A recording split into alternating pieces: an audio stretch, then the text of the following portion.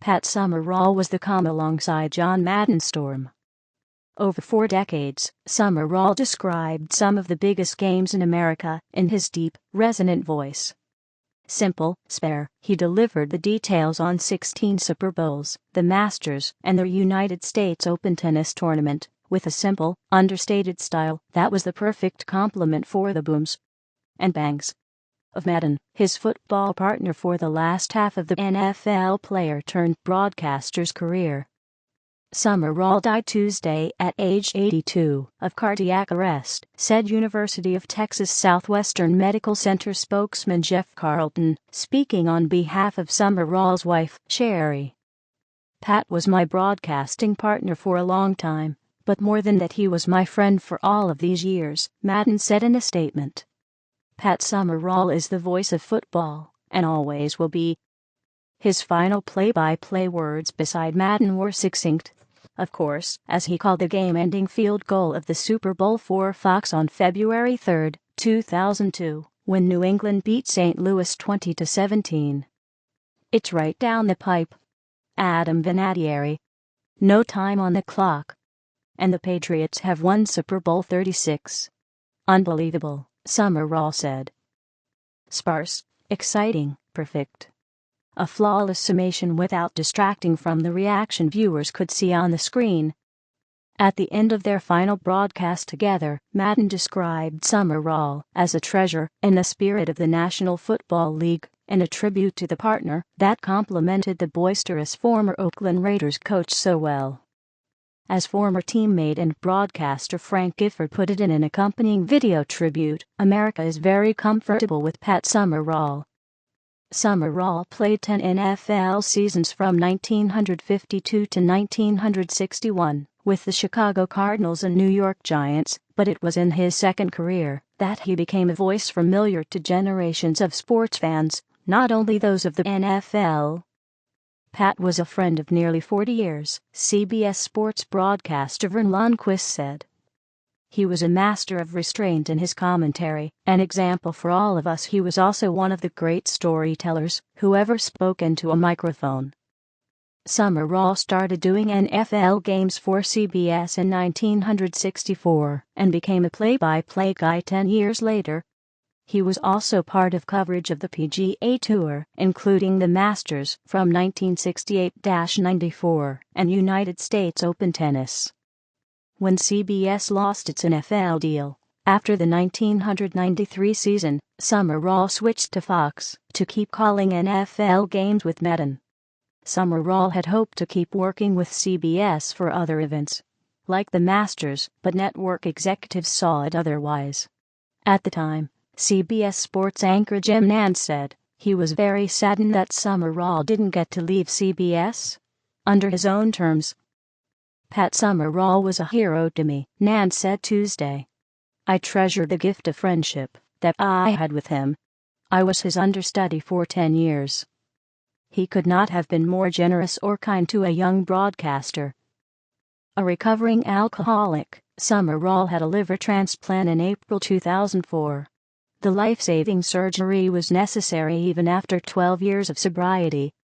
After an intervention involving, among others, former NFL Commissioner Pete Rozelle, former CBS Sports President Peter Lund, and former PGA Tour Commissioner Dean Beeman, Summerall checked into the Betty Ford Clinic in April 1992. "I had no intention of quitting. I was having too good a time," Summerall said in a 2000 Associated Press story. "The prescribed stay at Betty Ford is 28 days. They kept me 33 because I was so angry at the people who did the intervention. The first 5 days didn't do me any good."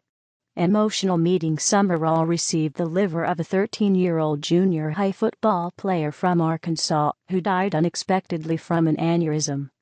Summerall had an emotional meeting with the teenager's family the following year. "He always had a joke," Madden said Tuesday.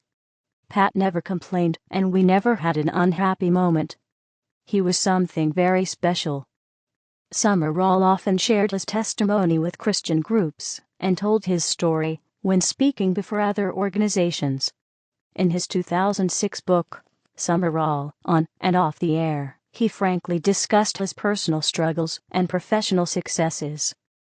Long before broadcasting Super Bowl games, 16 for television and 10 more for radio, in fact, before there was even a Super Bowl, Summerall played a role in what is known in football circles as the greatest game ever played, the 1958 NFL Championship.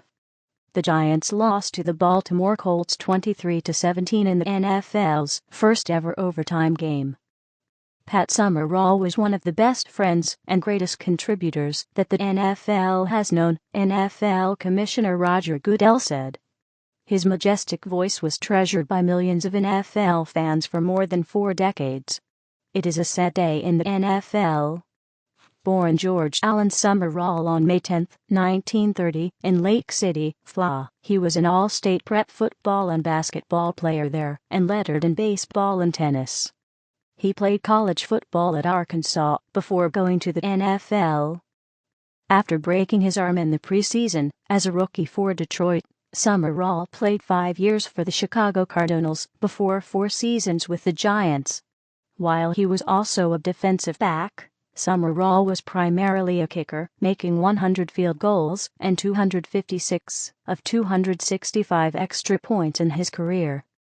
The most famous was a 49-yarder through the wind and snow at Yankee Stadium that gave the Giants a 13-10 victory against the Cleveland Browns. The win gave the Giants the home field for a rematch with Cleveland in the playoffs, and a win in that game put New York in the famous title game against Baltimore. Pat will always be a great Giant, team president John Mara said Tuesday. He was one of my father's favorites, and his game-winning kick in the snow against the Browns in 1958 is one of the most memorable plays in our franchise's history. In a story distributed by the Giants, Gifford said, Summerall was an underrated player because Coach Jim Lee Howell and offensive assistant Vince Lombardi wanted to preserve him for kicking. Lombardi didn't want him to get hurt, Gifford said. But we didn't need him as a football player, we needed him as a kicker. I was going both ways and doing the kicking, too. We picked him up from the Cardinals, and that was the end of my kicking career. When asked about his fondest NFL memories during a May 2009 interview with the AP, Summerall said there were things that stood out as a player and broadcaster. You always remember the days. As a player, I was in 4 championship games before there was a Super Bowl, so I remember those very well, he said. Broadcasting, I remember the last Super Bowl I did. Of course, I remember that. I remember the first one most vividly than any of the rest. Summerall was part of the CBS broadcast of the inaugural Super Bowl in Los Angeles on January 15, 1967. After working the first half in the broadcast booth, he switched places with Gifford at halftime and was a sideline reporter during the second half. Final years to look at the Coliseum that day and see that there were like 40,000 empty seats, and the most expensive ticket was $12. It's incredible to realize what was going on and what it's grown to over the years, he said during the 2009 AP interview. It's sort of staggering to me. Summerall, who spent his final years in the Dallas area, living in South Lake, was a member of the North Texas Super Bowl host committee for the game played there in February 2011 in the $1.1 billion U.S. Cowboys Stadium that opened in 2009. He was royalty in the broadcast booth, Cowboys owner Jerry Jones said.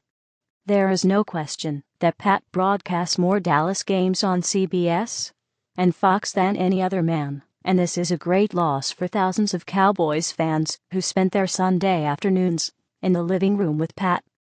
Summerall became a play-by-play announcer in 1974, and it was strictly by accident. He was working with Jack Buck, and CBS boss Bob Woosler thought the 2 commentators sounded too much alike. Summerall told Woosler that if a change was going to be made that he'd like to do play-by-play, and the following Sunday that's what Summerall was doing. After his final game with Madden, Summerall remained a full-time broadcaster for Fox one more season, doing primarily Dallas Cowboys games during the 2002 season. He decided to step down the following year, when he realized he would spend most of the season away from home. Summerall did a handful of NFL games for Fox and ESPN the next few seasons. He did play-by-play for Fox's broadcast of the Cotton Bowl's games from 2007-10, then for the Bowl's 75th anniversary in January 2011 conducted interviews as part of the pre-game show and game broadcast. He also had voiceovers that were part of Masters broadcasts for CBS and game broadcasts on NFL Network.